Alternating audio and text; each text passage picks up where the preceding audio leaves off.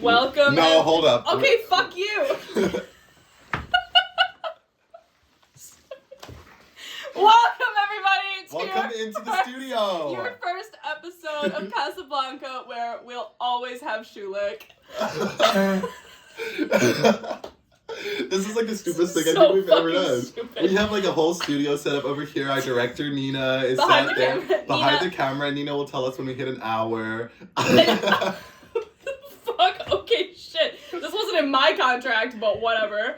We're not getting paid for this. Oh, fuck, shit. I'm calling the union. Wait, Not the student union, which is separate from McGill. They got it. Yeah.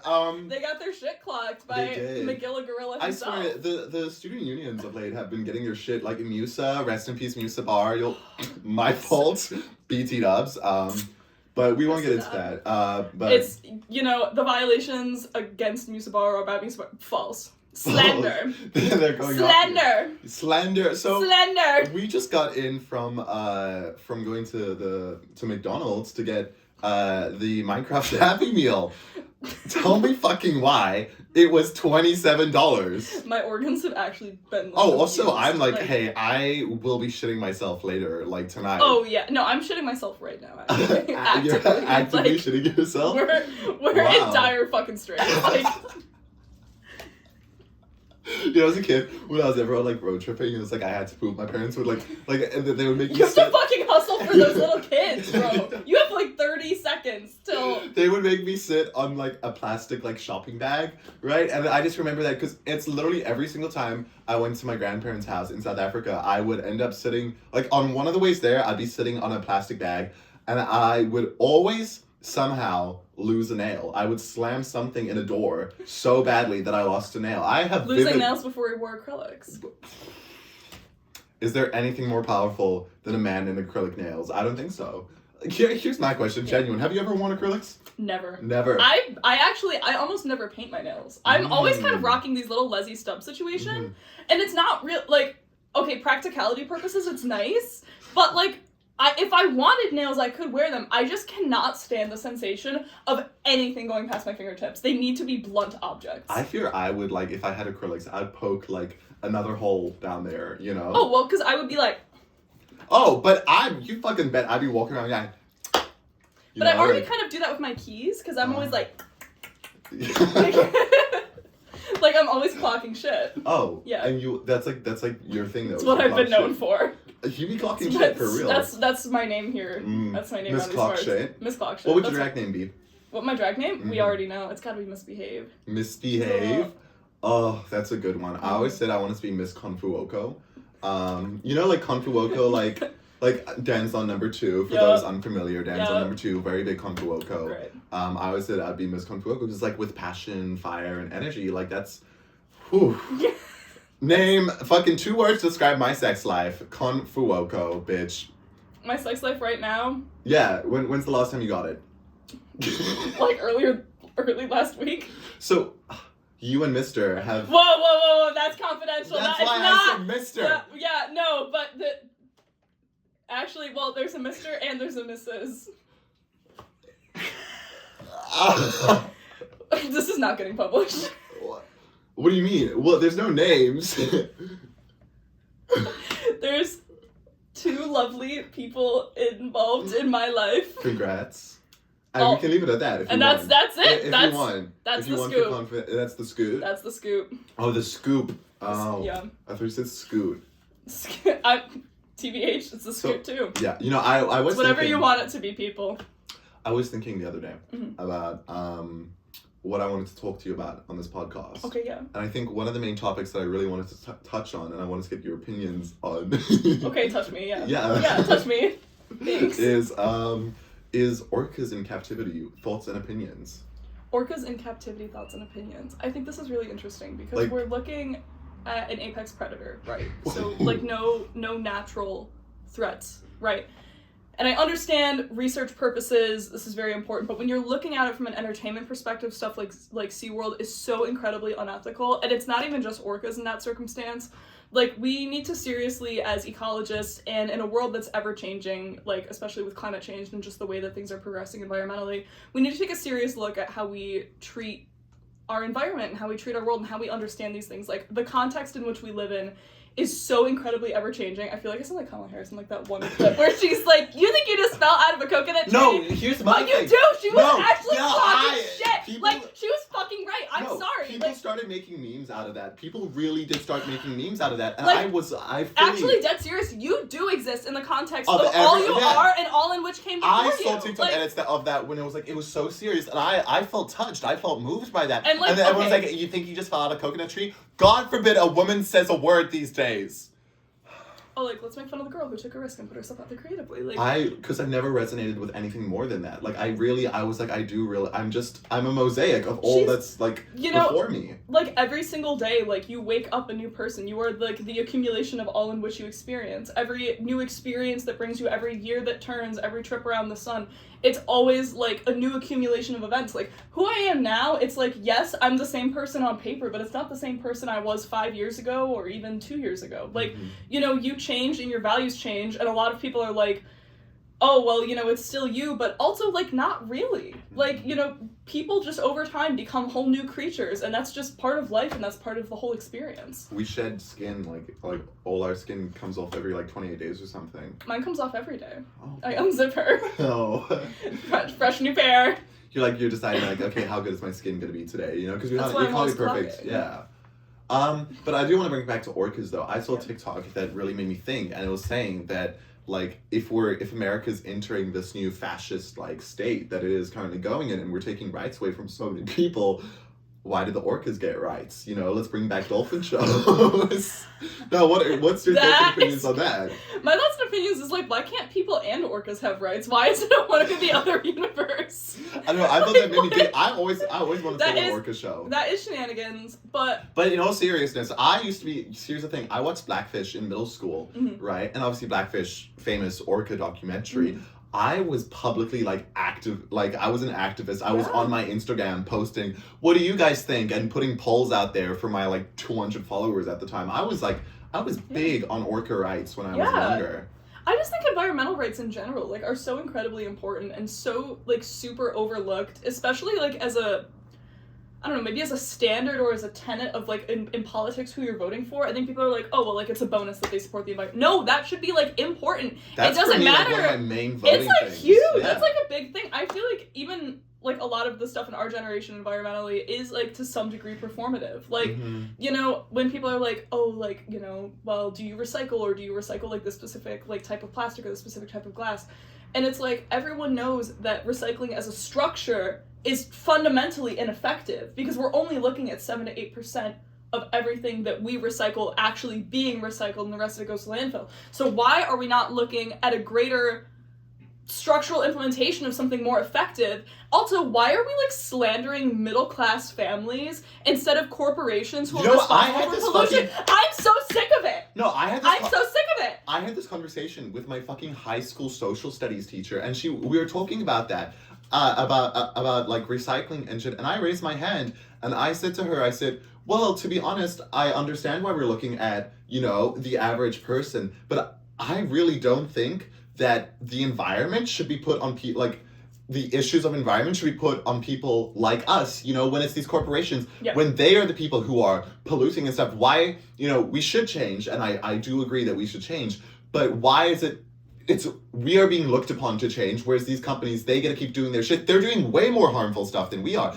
And she was like, and then my social studies teacher, she was like, well, I actually don't agree with it. She was fucking batting. She was like, you're just trying to ignore your responsibilities. I'm not ignoring my responsibilities, but I'm saying we can't change and then expect change when these companies, they're doing the big shit. They're the ones doing it. It's there was a statistic maybe 2017 or 2018 that 90% of great large water pollution, looking at oceans and seas, was produced by only 100 companies. And when we're looking at that level of pollution on such an individual scale in a corporate entity, I'm like, you know what? Don't fucking slander the 2 parents who have 3 kids who are both working 2 jobs about the fact that their recycling's not perfect. Because, newsflash, also, you're making enemies. Those people are trying. I am so tired of activism movements. Instead of rewarding people for trying, slandering people for not being perfect on the first try. encourage people for putting themselves out there. It's a good thing. Mm-hmm. I just want to call back onto a moment that you and I had earlier today, where Isabel goes, I don't want this to get political though. I just want it to be like for shits and gigs.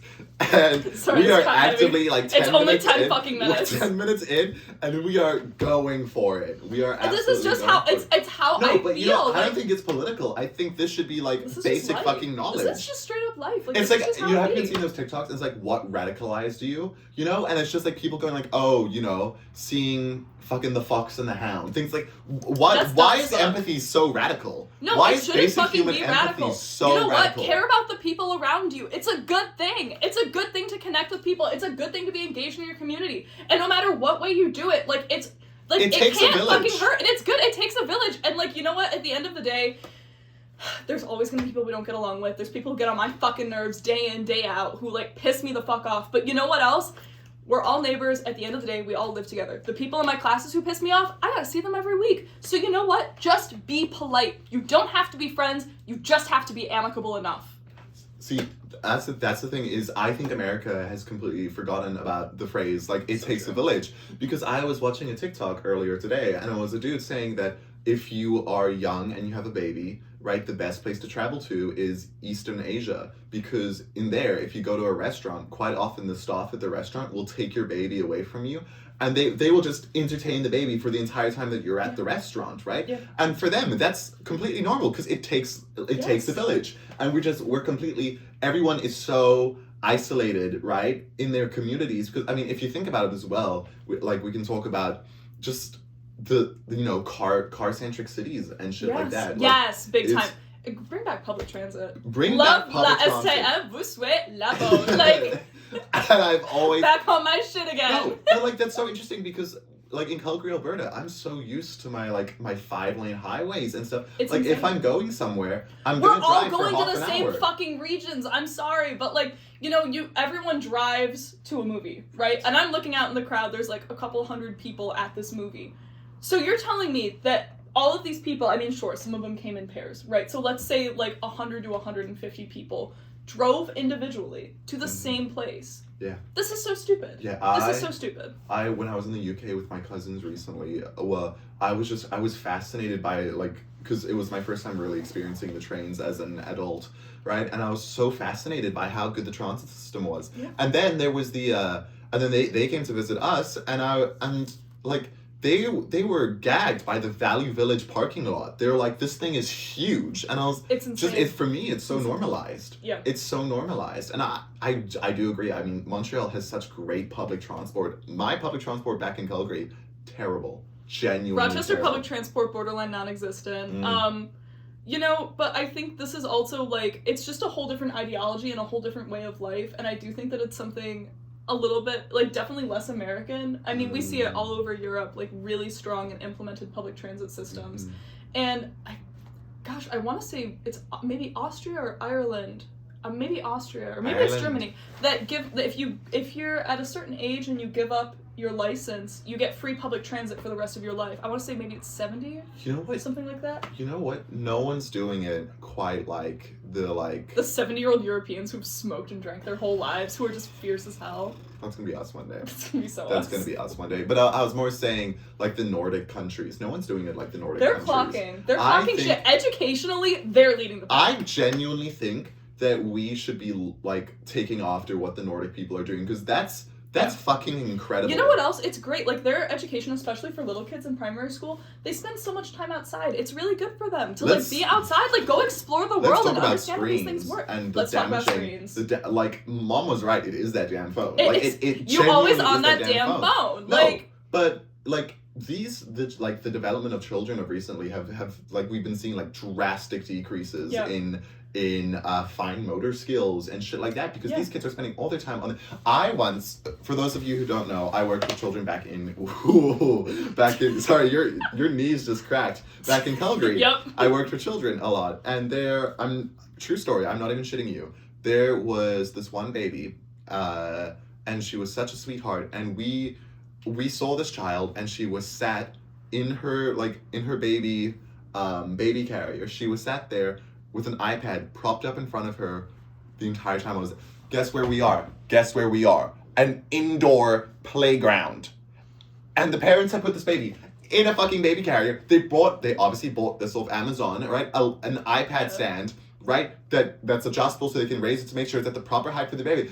And they left the baby alone. I had to report it to management because I was like, this is ridiculous. This is like, so it's also like, if you're at a place like that, like, would you not want your kid to engage with the socialize as well, or to like engage with other kids? And that's another thing. Like, I think COVID has really socially stunted, and basically any generation that was in high school or in like any type of developmental school. Like, I don't know. Like, we're looking at kids now who are like what, 7 or 8, and they lack like such fundamental social and educational skills. I mean, if your kid, I'm just saying, if your kid is 8 and cannot read or write their name or shit like that, you have serious fucking problems. Mm-hmm. Like, and it's not on the teachers to fix. It's not. I'm sorry, you have, like, teachers, when they're looking at a classroom of 20 to 30 kids, like, they're so incredibly overworked and they have so much shit to do. Yeah. Like, they cannot possibly one-on-one tutor your child every single day. Some of it has to come down to you. And I'm not talking devote hours of your time to this. I mean, like, 10 to 15 to 20 minutes a day with your kid. Also, it's like that bonding time is so good for you guys. Go to a thrift store, find a book that's like trace the letters, you know, and buy that. Teachers print that shit out at school all the time. They do. And here's the thing, I also think there's such a reward mentality when it comes to like children are expecting rewards for like basic things. Yeah. Okay? And no, you don't get a reward for doing your fucking homework. And if your child is failing, right, they shouldn't move up a grade. They shouldn't move up a grade. They should be held back. But they're not doing that. Because you're setting up that kid to fail, that kid who is failing, and you know what else? You're inhibiting the learning of every other kid who understands that content. Mm-hmm. It's not good. It's not conducive to a learning environment. It's getting ridiculous, and I want to go back to the point that you brought up of you think that it's COVID, right? It's doing all this. And while I agree COVID was definitely maybe the genesis of this, I think it's time to stop blaming it on COVID. And it's time to start blaming it on the screens. Like, there is that degree of learning gap, but now we're looking at screens, and we're looking at, frankly, like, a new degree, like, this new mentality of entitlement, I think, educationally, that's just so negative. And believe me, I've had my fair share of completely inadequate and stupid fucking teachers who just frankly don't know what they're talking about. I understand these things. But some of these things are just so, like, these skills are so fundamental. Like, if your kid is going into, like, middle school and high school and doesn't know their times tables and shit, I mean, that's a huge problem. Hey, like, you grade need to know 5, how to do I this. was doing that fucking... Hustle! Get on those flashcards! That minute math, do you ever do, like, minute maths? Where it's like you have 5 minutes and you have to do this full table? Yeah. And that was so... I hated it, but I did it. It's good. And you know what else? Honestly, I can't tell you how many times I use basic multiplication and division every day. No, it's just part genuinely. Of life. Yeah. But here, I saw...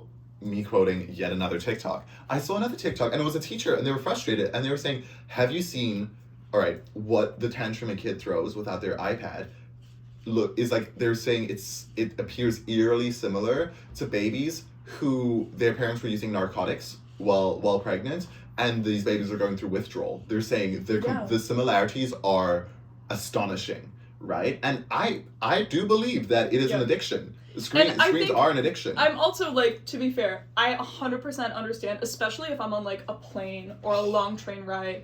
If you have kids and you just like, I 100% understand. This is not us shaming This is not us, like, we're not shaming. For also, using screens. But also because, frankly, like, some parents, I think especially, like, single parents or parents who don't have a lot of support, maybe rely on that, and I 100% understand. But it's also important to acknowledge, like, if you're regularly shoving your child in front of screens, it is inhibiting their development, it's inhibiting their social and educational skills. Mm-hmm. Yeah. Without a doubt, it's going to be...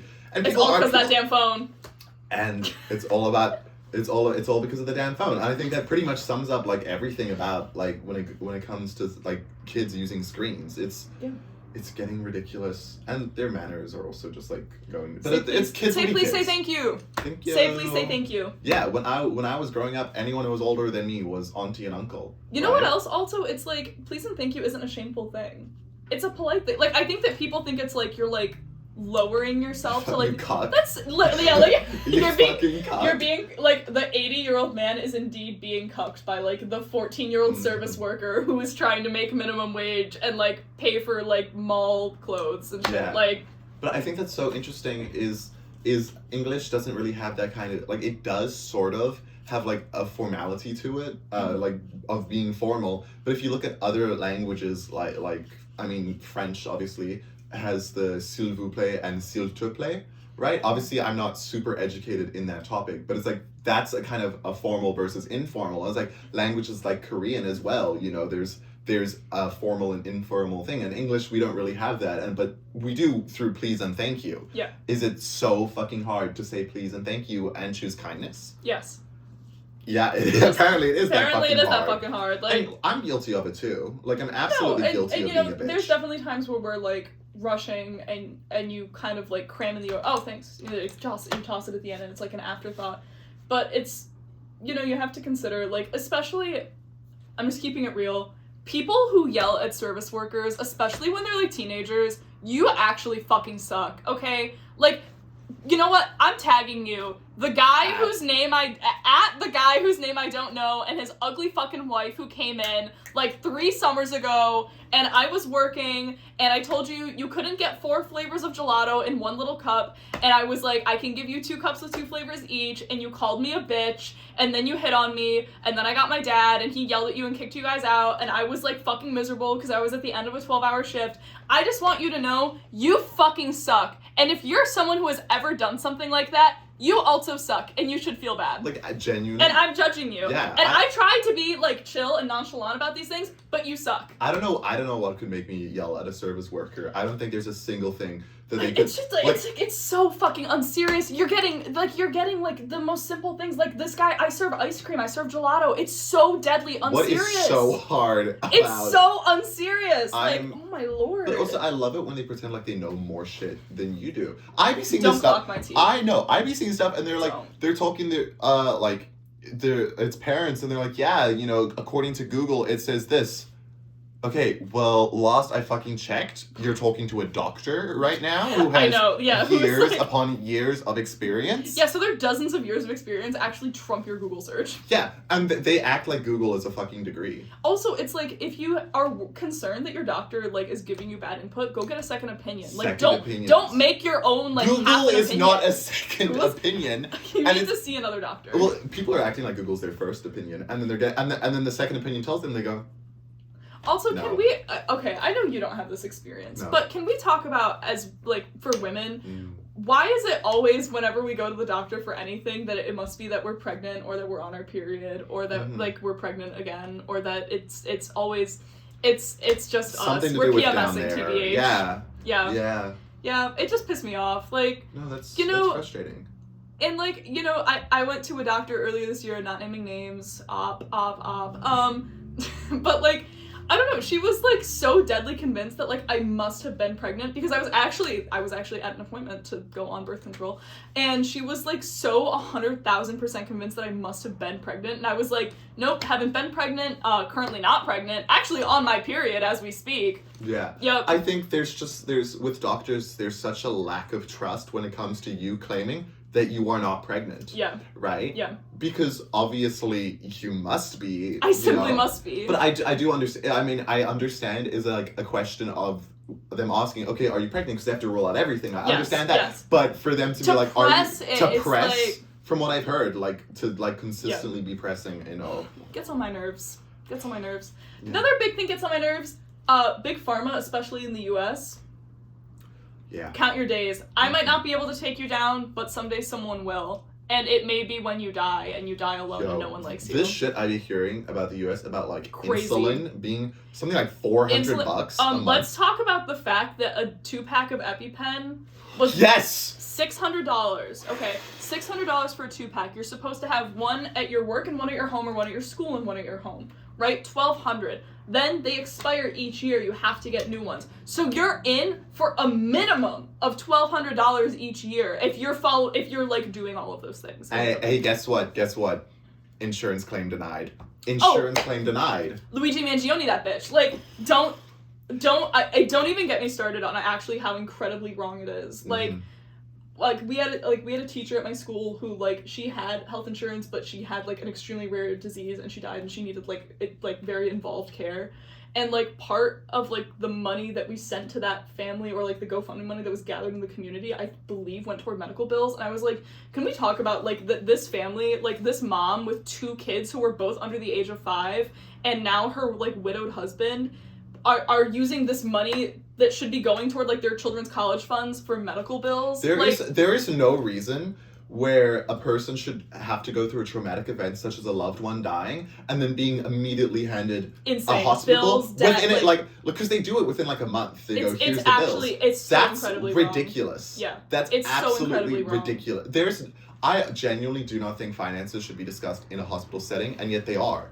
They are discussed in a hospital setting. It's also like it's so sad that people are actually like afraid of, like especially in the US, afraid of ambulances, afraid of emergency medical treatment because they don't know what it's going to cost. And it's just so incredibly sad. No, like people are refusing life-saving procedures and life-saving medical care just because they're afraid of what it costs, right? It's incredibly, your top priority should be your health and not your finances. And that's what it's but that's tea. But like, it's the but you know what else opposite. is hard about that is like people like that's so like, and even for people like us, that's such an idealist way to look at things because we know that is just not how the fucking world works. And it's so sad because it's like, you know, I mean, I what does an ambulance cost in the US? It's a couple $1,000s for an ambulance. I mean, it's terrible. I didn't as someone who grew up in Canada, that's insane. It's right? If crazy. I needed an ambulance, it's free. It's good. Like, and that just, like, if you don't have a car, God forbid, if you don't have a car, if you don't have a phone, right? Like, what? And you genuinely hurt yourself. What are you gonna do if you can't afford it? And that's why debt is such a big problem. And we talked about this like in my development class, like about gaps in like hospital and healthcare treatment, like based on where you are. So like if you have like let's say you're looking at a region and like maybe in that region you theoretically have enough doctors to provide for all of these people who would need medical care in that region. Okay, great. Yeah, but like when you're looking at a per capita instance in that region, look at like the concentration of doctors in an urban area versus a rural area, and now you're talking about a serious issue because there's people who live in basically medical deserts who are old, who don't have money, who maybe don't have great communication skills, who maybe don't have like basic medical knowledge or even basic medical training, and who can't really take care of themselves, and it's very involved for them to get medical treatment. It's very expensive. I mean, you're looking at people who might have to drive multiple hours out to a hospital or to a medical center. And God forbid they need an ambulance, and that ambulance is going to take hours to get to them. Let's talk about Mercy Flight. Like helicopter flights for people who are in like serious emergency situations. I mean, because in that point they might even Mercy Flight you, and you know how fucking expensive it is to be medevac by helicopter? I don't even want to know. Trust, I've seen numbers. I can't even get into how much it was. It's insane. Like honestly, I could give you a number, and I would not be surprised if you gave me a number like 10 times higher. Like tens of thousands of dollars. The worst thing is that I genuinely wouldn't be surprised. It's terrible. It's terrible. And this comes back to a whole institutional structure that fails in the US. And it comes back to the whole community thing, right? So the reason why all of this universal healthcare and all these things work in Canada and Europe is because people have this idea that like, okay, if I'm paying in Europe it's usually like 50% of your total income in taxes, that money is going toward infrastructure, it's going toward healthcare, it's going toward education and university. So this is good because it's for the wellness of the people. It's going toward safety nets. People in the US are like, every man for themselves, fuck paying taxes to the government, like, this is, like, everyone is gonna have to figure this shit out for themselves, instead of being like, I'm going to give for the sake of everyone's good. So, here's, like, from my understanding, taxes are used towards a betterment of society. In theory. Right? In theory, right? And if we look at places like Europe, right? Nordic countries, which have we're back to the Nordic countries. They're doing better than the US is. Their taxes are high as fuck, right? And everyone's always like, oh, why do you want like higher taxes? You know, it's bad and all this shit like that. And hey, if they're used correctly, take my money. Take my fucking... If they are used in a way, like, again, to better free fucking healthcare, right? You know what else these should not be going towards, like, the sheer amount of money that goes towards the military. Ridiculous. Is insane. But here's the thing. We're also entering a phase in our world where I think the military is going to be very important. Yeah. I can't even bridge that gap. That's crazy. I don't even want to think about it. But, like, again, back to the whole taxes thing, I have no sympathy for people who are especially in the US, people who complain about drug addicts and homelessness, and it's like, okay, well, you're supporting actively, like, if you're voting red, you're supporting a system that doesn't support safety net programs, that doesn't support Social Security, and you're not willing to pay or support a change in structure where you would pay more taxes to the government to, I don't know, better your community. I am absolutely okay with spending, like, giving more money to the government through taxes for something such as safe injection sites. I am 1,000,000% okay with that. Needle exchanges, stuff like that. It's all incredibly important. You're preventing the risk of so many diseases. You're preventing the risk of overdose. I mean, you can identify users within an area. You have better statistics and understandings about drug use. Yes. Like, to win the drug war is to decriminalize drugs. You're not gonna win the drug war by banning all these drugs and sending people to fucking prison for them, because you need addiction is a genuine issue. It is such a problem. Especially, can we talk about how severe addiction is within indigenous communities? It's such a deadly serious issue, and this also ties into missing and murdered indigenous women. Oh, without a doubt. And you know, it's so sad. It's also like part of our government is like it's completely the government's fault, right? Yeah. That these indigenous people are struggling with that so much, and then obviously it just perpetualizes the idea that all indigenous people are, you know, addicts and homeless and such, which is completely untrue, but our government has failed them. Yes. You know, 1,000,000%. Like, structurally and fundamentally, Canada has underdeveloped the social welfare of indigenous people. I mean, you see, like, they don't have water. They're on, and hey, guess what? They are still on the land that was that the government back in like the 1800s gave them because it was shitty and couldn't grow food. And it happens in the US too. And guess what? Too. They are still on that land, and they're not really allowed to leave. The shit that comes out of taps on reservations in the US, you could light it on fire. It is disgusting what they're drinking. It is actually it is incredibly mortifying to consider the circumstances under which these people live. It's literally, it violates human rights. Like, straight up, water is a human right. It violates human rights. Civil rights are human rights. It violates human rights.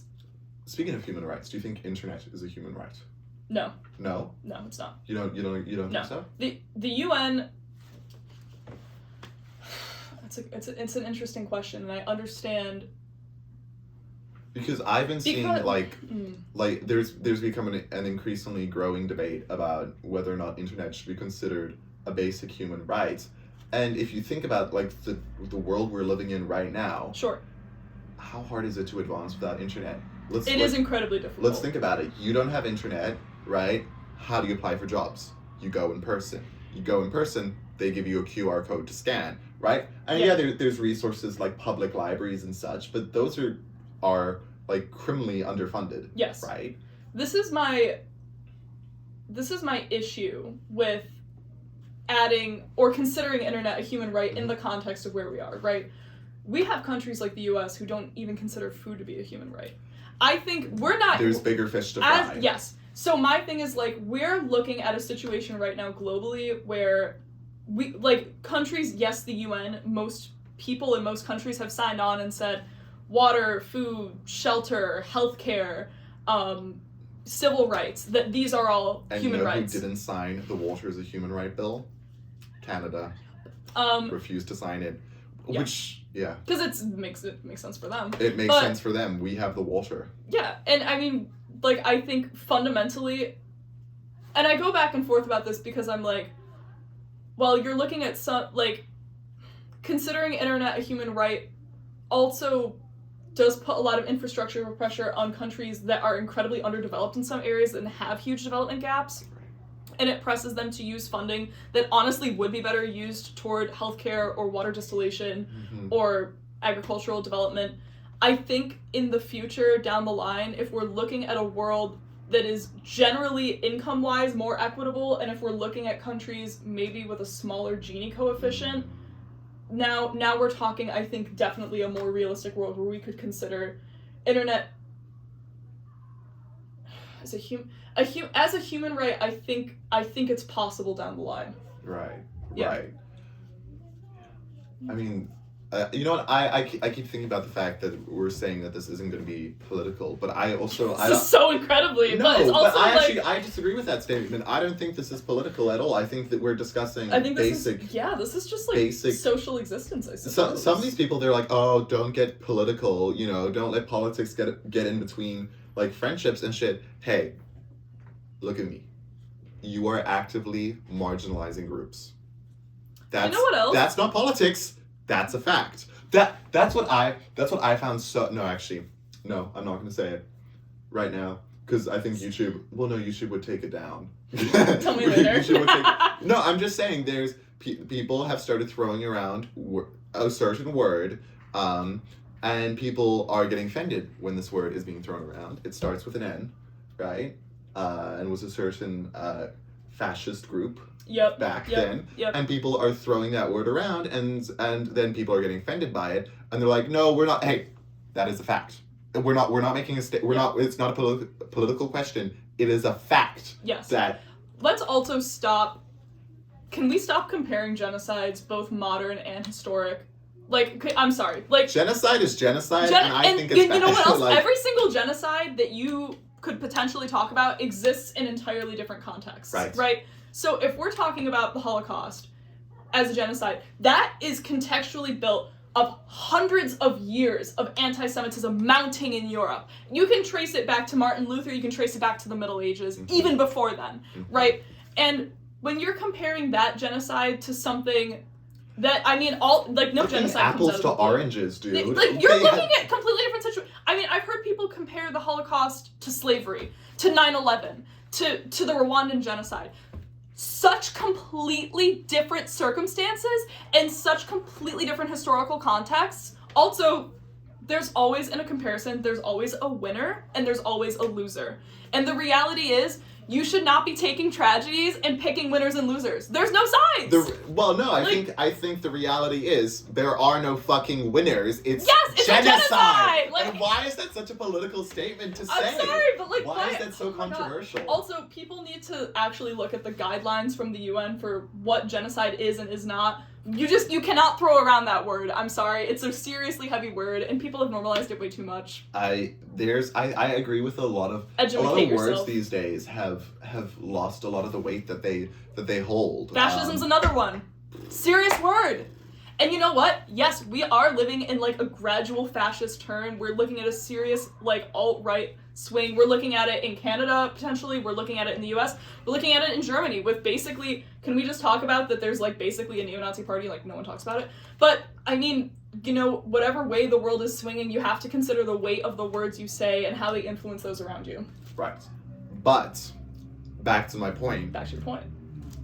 Nazi is... it is a bad word, right? But people they're like, you can't, it's not Nazi, it's not fascism, it's not any of this. It is though, right? We're getting to a point where I think... Nazism also needs to be used within the context specifically affiliated with that party. Like, I believe, like, you can't... Do you think so? I do. Yeah. Historically, I feel like you cannot take that word and contextualize it in a within a different party. So you're saying, right? like, Nazism and fascism are not... They are not the same thing. They are not the same thing. So, Nazism is a form of fascism. That was absolutely a fascist government. But there are governments that can be fascist without being Nazis. Right, but so what do you think, like, do you think there are Nazis in America as, like, because, I mean, obviously Elon Musk with that Nazi salute, yes, right?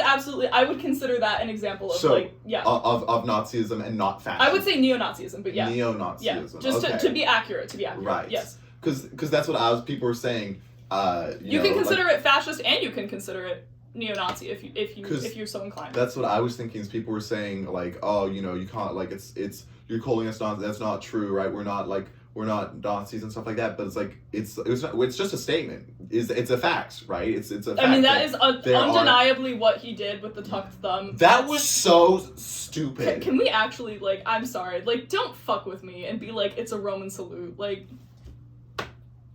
You guys will defend anything, right? I mean, some of this shit... All 3 people watching this, you'll defend anything. No. This goes out to all this the... goes out to all the Republicans in America who are watching this. You guys defend fucking anything. You know who you are. No, and then, I went on a date the other day, right? Mm-hmm. And we were talking about a lot of politics in it. And then we were talking about...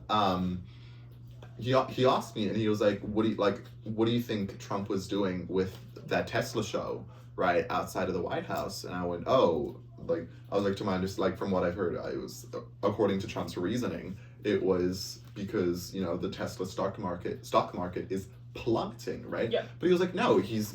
I lost my microphone. No, but what he was saying was basically, this is Trump turning... the government, this is his way of turning government into a tyrannical government. Did you see he fucking unveiled the $5 million gold visa? Yeah, that was... Although I will say, Trump is actually not... the U.S. is not the first country to do that, where you can just pay a shitload of money. But also, I'm just gonna say, where he's you can just pay to be a citizen in the U.S., well, okay, that's fascinating, but when you're complaining about drug lords coming across from Mexico, do you realize how much money those people have? And do you realize what they could potentially pay for with that money? Let's talk about that. Bitch, he doesn't want to hear it. He does not want to hear it. He would hate my ass. Oh my god, put me in a room with Donald Trump. No, not me! Not me! It's all you, honey! No, because here's my thing, is guys, no, I was wondering, how hard is it to just, come on, kill the man. Come on, please. I feel I kind of wonder, were they trying enough? Do you think because here's tinfoil hats on. Do you think that the assassination attempt on Trump, do you think that was a genuine assassination attempt by who they said it was? Because who did they say it was? I'm so sorry. I was in Germany when it happened. They said it was a Republican. Okay, it was a Republican teenager. Oh, I remember this guy. Right? Yeah. Okay. They said it was that, but here's my thing. What better way is it to unite and rally people than with fear? This is true. Right? And also, what a better way than to be oh my god, there's people within our own party who are divided. Yeah. We're all gonna lean toward an extreme. I see the argument you're making. Right? Because here's the thing. Also, that photo of Trump with blood coming out of his ear, right, holding his fist up. With the upside down American flag. That was one of the most powerful images. Yeah. I think it's no doubt, it's one of the most influential images of this past election. Yes. And I genuinely do, I love that when you drop that, so much hair and dust has been gathered on that. Not on my microphone. Oh my god, girl, we gotta get better equipment in the studio. But no, I think it was I wouldn't put it past them. I would not put it past them because I honestly feel like I don't know enough to make a conclusion. I would need to do more research. Right. I mean, I will say it is absolutely possible. Because people have been doing shit like this for hundreds of years. I've always wanted to, here's my secret confession, is I've always wanted to be a super high ranking U.S. official just to know all this shit they're hiding. I'm so curious, what do they know? What technology do they have that hasn't been available? Can we talk about the JFK assassination? I would love to talk about the JFK assassination. We need to get into this. Grassy Knoll, 2 shooters, secret 3rd shooter. Can we talk about all the people that the government was trying to silence after they were saying that we saw 2 shooters, we saw 3 shooters, we actually need to talk about this, how people's lives were literally put at risk and taken from them because the CIA was so desperately trying to cover up, and no one, let me just say, no one, not one sharpshooter could recreate the shot from the 5th window of the Texas Book Depository. Piss me off. It's so interesting, right? It is so interesting. And that's the thing. It's I have a bit of a morbid fascination with. Sorry, I broke a sweat with that one. I feel so strongly about this. I'm sorry. And Lee Harvey Oswald's record as a sharpshooter in the military, he was a poor shot. He was a piss poor shot, and everyone knew it. All his peers. We didn't even need to crack open the wine. It just happened. We need to open the wine. We need to open the fucking wine. Oh, we were going to have a wine with this. Fuck. You know what? I got a $7 bottle of champagne. I splurged. Guys, next episode. I'm about to whip out the... You You know you want it. Oh my god. Guys, like the video if you want another. Smash that like button. Don't forget to subscribe. If we get 2 likes, second episode, featuring a special guest, which I fear will probably be Nina. Nina. We could get, oh my god, Nina on the pod. Can I quiz you on ocean facts? Ooh. Anyways. Yeah. Sorry, about the, I really had to air that about, that was a strong feeling I had about the Texas Book Depository. Wait, I just don't think it was possible from the first Can we talk about the fact that unidentified flying objects, yeah, let's talk about it. Let's fucking talk about the fact that the military had, like, seen this shit, and then, like, I don't know, something like 5 years later, they go, hey guys, by the way, BT dubs, guys. BT dubs. Actually, we don't know what this was. Also, okay, wait, why is there, like, a new spy balloon, like, once every year? I'm sorry. And why do we just let them float around, like, anywhere? I have big questions about this. You know what? Why are they just, allowed to be? I was telling you about this, yeah. about when I was learning about the Cold War, right? And I went up to my social studies teacher, and I went, wait, so why was America in the war? And she goes, because they didn't like communism. And I was like... That's it. It's... Anti-Russia, anti-communist, that whole thing was just because... They didn't fucking like. We sent literal children to Vietnam because we were scared of communism. They were scared of an ideology. Yes. And I was genuinely gagged. I was like, yeah. That was it. That's it. That was it. That's the whole argument. You know what? And we still see that anti-communist like fear when we start looking at shit like that spy balloon, that one. We're like, that shifting so much back to a Cold War posture right now, politically and socially, like an ideology. It's really quite. The only real difference is that now, low-key, the U.S. is siding with Russia. I don't know what is going on because we're like, we hate communism, but then like, let's hang out with Russia. Hate communism. Yeah, like that's. You know what Scott and I were talking about today? I would fucking kill to go see Shen Yun. Okay, Falun Gong. I know it's a cult, right? And then we're looking at ticket prices. Give me a number. How much you think like kind of like an orchestral, like on the main floor, how much you think a ticket to Shen Yun costs? Bless you. Sorry to hold you in suspense. Oh. If orchestra, 80.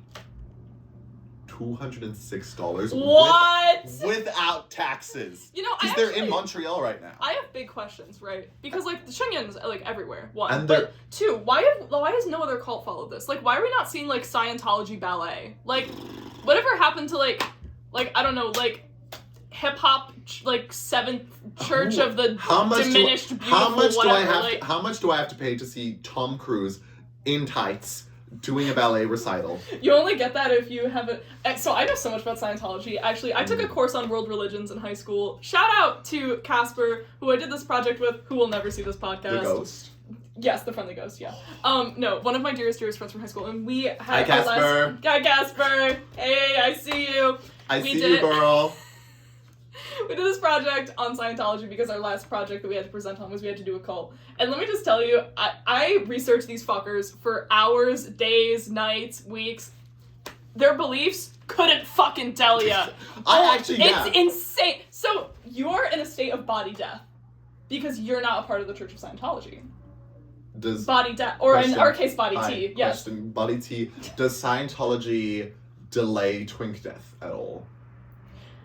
Not to my knowledge, but I think you would have to talk to Tom Cruise one-on-one about that. If we're in body death right now, like, I feel like I'm in active twink death. You need to talk to John Travolta one-on-one to know about that. Is he a Scientologist? Yeah, fuck, I feel like everyone... If you have money and power, you're a Scientologist. Can we talk about how the lead girl in A Handmaid's Tale is also a Scientologist? Yeah, yup. Can we fucking talk about that? I'm sorry. Also, can we talk about how old Taylor can't come to the phone right now. Sorry. Yeah. Can we talk about also that Katie Holmes had to give childbirth with and she wasn't allowed to make noise because it showed weakness, and she wasn't allowed medication? You're pushing a human out of you. Oh my god, that's terrible. I make noise and I'm not even pushing a kid out of me. You know what I think is so to go on about cults. Yes. Okay. Christianity cult. First of all, Christianity. Wait, I'm gonna narrow this down for you a little bit, okay? Catholicism. Cult. some of like the systems they use are so shaming and actually follow like some of the strictures of like cult structure. Like, yes, you can leave, but the shame if you do. Hey, guess what? You don't go to church? Hell. You're going to hell. Yes, like I eternal damnation. But here's what I want to say. The idea that women go through all this pain and suffering because Eve ate an apple. Bullshit. You're telling me an all-loving... let it out, honey. You're telling me... Oh my god, hold up. You're telling me... It's the Happy Meal. Bitch, that Happy Meal was disgusting. $27! Oh my... Blue-eyed I'm actually in physical fucking pain. Blue-eyed stare them. $27 fucking dollars for a Happy Meal and an ice cream. Kill myself. This is late stage capitalism. But anyway, what I was saying is like that idea that an all-loving God, I don't think would do that. I genuinely don't think he would punish women. And also the idea that woman came from man, from my rib. Girl, by the way. Ribs are a sensitive subject for those of you who don't know. So I met Callum along with everyone else at the Schulich School of Music and Music Theory 150, which is introductory music theory. Peter Schubert. Shout out Professor Peter Schubert. Hey, Peter. Hey, Pete. I know you're watching. I know you're one of our loyal fans. And we had to share a fun fact. So I always kind of hate when people use a braggadocious fun fact. So my fun fact is that I have 4 extra ribs. I have 3 on one side and 1 on the other. All I'm saying is that, yeah, every time I hear that woman came from rib. No, I can make so many women from my ribs. Infinite women from my ribs. Are you a lesbian? Only on the weekends. Oh, okay. Cool. But yeah, I think it's rooted in such, like, that idea. No, man came from woman. You fucking idiot. Like, genuinely, women go through all that, and then for us to say, yeah, man created woman. Everyone comes from woman. Let me tell, this is not a chicken or egg situation. We made everyone. What came first, the rib or the woman? I actually have big questions. I gotta ask my mom about that one. She grew me weird. Oh. Shout out to my mom. I love my mom. That wasn't a shot at you, Mom. You did a great job making me. I was born with great number of fingers and a great number of toes. You just put a lot of energy into my ribs. And I think that... God. French is such a stupid language. I was telling my... Sorry. In Montreal is crazy. Yeah, I'm saying that crazy. Actively in Montreal. No, I was telling my dad, I was telling him about the phrase j'ai la banane, which means I'm happy, right? But first up, I was like, yeah, there's a phrase called j'ai la banane, which means directly translates to I have the banana, but it means I'm happy. I think my dad interpreted it. So when I first heard that, I was like, oh yeah, because bananas are like a smile, right? So I have the smile. I'm starting to suspect j'ai la banane. It's about I have like having a boner. Like I think I have the banana. I think that's a euphemism, and I think my dad made me think of that because he started laughing. I went. My mom didn't really start laughing. I went. That's something a man's getting. I had a crash out actually when I was just starting to learn French. And I was out to brunch with one of my Parisian friends, and I ordered French toast and pomme de terre, which for those of you who know, pomme de terre is a potato and a pomme is an apple. And it's apple of the earth. Yes, apple of the earth, exactly. Direct translation. I did not know this. And I was like, oh, fried apples. I was like, that's kind of like a fun thing to put with your breakfast. Fried apples. When they fucking handed me potatoes, I had a diabolical crash out because I had been ordering pommes like all this time, and I was like getting apple things, right? I was getting apple Danish, I was getting apples, like, and now I'm like, what the fuck is this like potato ass bitch doing on my plate when Why are these apples in dirt? Trench coat buttoned to the top with these ballerina ass slippers on. Here's my fucking tea. I went to Cat Cafe with Nina and my roommate Ray. Yes. And we go to this cat cafe. It's called Le Chat Coco, right? Happy Cat Cat Cafe, cute. Right? And we get there, we sit down, and this bitch looks at Nina first to order. Okay, the waitress, and obviously Nina. First. Those who don't know who the Nina Howell is, she happens to speak fluent fucking French. She's also one of our co-directors here at Casa BLANCA. Yes. So she speaks fluent fucking French. So she starts speaking in French. And this is at the point where I wasn't like super comfortable practicing French in public, right? So she looks at me and I go, ouais, je voudrais une spritz. And the lady, she goes, a Sprite. And it was like, je voudrais une Sprite. And I fear that was the most humiliating moment of my life. When I was like, je voudrais une Sprite. Just because I was in the accent. It happens. And you know, the inverse happens too. Mm-hmm. Like, if you're, like, I don't know, like if you're, like, sometimes if, like, I'm speaking in German, it's like, kann ich hab McDonald's? Can ich have McDonald's? Oh my god, Krankenwagen. Me when I'm in the Krankenwagen. I used to have, you know, in high school, I used to have an alternate ego who was a gay German twink. Is that not just who you are now? Actually? But I'm not German. But I would be like, let's pretend like this gay German twink was in Twilight, and I'd go around and go, Bella, where the hell have you been, Loca? And was that probably offensive to the German people just now? Yeah. I'm so sorry. No, it's okay. But Bella, I forgive you. Bella, where the hell have you been, Loca? Wait, can we actually, like, in these last 5 minutes, I'm gonna hit a random side note. We should have a question of the day. By the way, sorry. Wait. But no, go. Well, maybe we can. Do you have an idea for the question of the day, or could I make this question of the day? You can make this question of the day. Well, my question of the day is, like, what is your favorite book and why? And I know that that's kind of like a boring pick, but hot take, people should read more. I love books. And I don't even mean just books. I mean short stories, magazines. Read! Get out there. I've been trying to be more informed, and I think my goal, I want to start a new goal of reading one, like, lengthy article a week.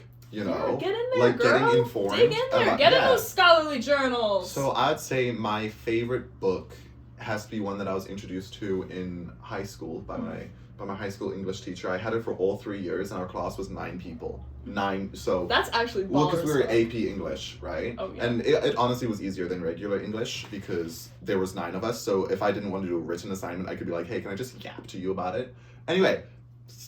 Completely off topic. So my favorite book is a book called Einstein's Dreams by Alan Lightman. It is a collection of, I would say, short stories. And it's like the idea of like, oh, what does Einstein dream about, right? It is the most futuristic, like kind of like, it feels like, you know, like contemporary music. It feels like that. One of them was just a collection of like still images. He'd be like a woman in a park having a picnic, a man sitting in the bathroom crying because of like this, right? It's really, and we had to kind of write our own Einstein's Dreams piece for an assignment, and that I was listening to like 8 hours of music to help you focus, right? Chill lo-fi beats to relax and study to. Exactly, and you're so funny. Like, where do you get it? That just came out of nowhere. All from my mama. So I did that, and I don't think I've ever written anything better, because it was like that, a collection of that, but at the end, the reader realizes that they're dreaming, right? And when she asked if I'd read it out loud in class, and I was like, absolutely, but I was like, only if you let me put on the music I was listening to for that, and it was such a spiritual experience. I don't actually have the book right now. Nina's boyfriend has it, but so I recently collected. I went. There's a local secondhand bookstore here, and I went and I found 2 more. Shout out the word. Shout out the word. I didn't know it existed until I did like a sustainability challenge. It's awesome. It's incredible. Yeah. Sorry, continue. So I went there and because I was looking to see if they had a copy of Einstein's Dreams because I wanted to give like someone else that book. Because I had been talking to them about it. And I found 2 more books by Alan Lightman. One of them is called Mr. G, and it's all about this dude who wakes up one day randomly and creates the universe. So it's like Mr. G, like gravity, right? Yeah, so yeah. It's like he wakes up, he's in his apartment or like he's in his house or whatever, and he just creates the universe. And there's another one which is basically Einstein's Dream, and it's called like Dawns for Two. Something, so I don't know, it's the name's escaping me, but that one had a really nice intro one, and it was talking about a ballerina on stage and how it's such a delicate force of push and pull, right? The earth is pushing up on her as she's pushing down on the earth to do these gorgeous fucking dance moves, right? And like she jumps in the air, so she exerts pressure on the earth and the earth pushes back. I think it's just, his writing style is genuinely fucking gorgeous, and it makes me feel so at peace. So shout out Miss Rogers for introducing me to Alan Lightman. I'm such a fan. So let me shoot the question back at you. What is your... I'm going to hit Kurt Vonnegut's Breakfast of Champions.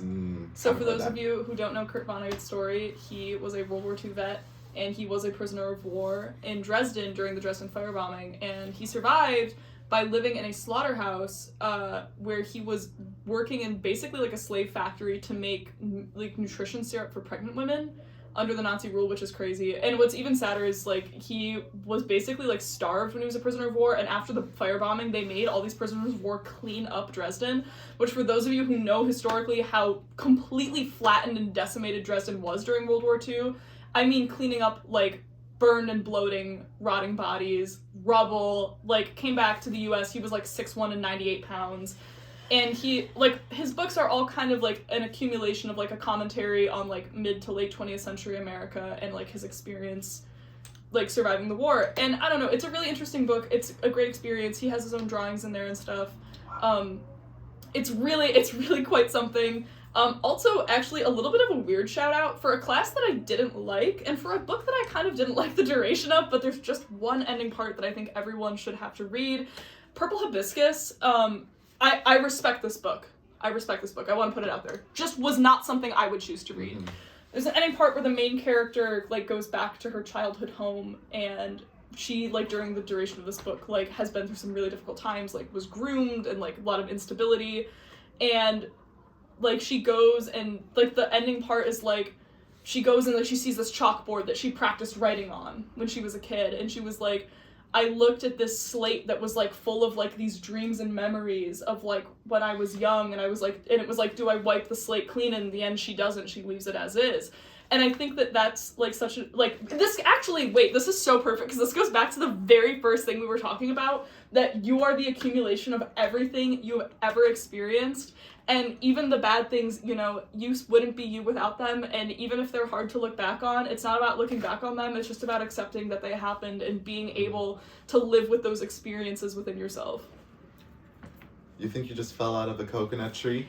You exist in the context of all in which you are and all that came before you.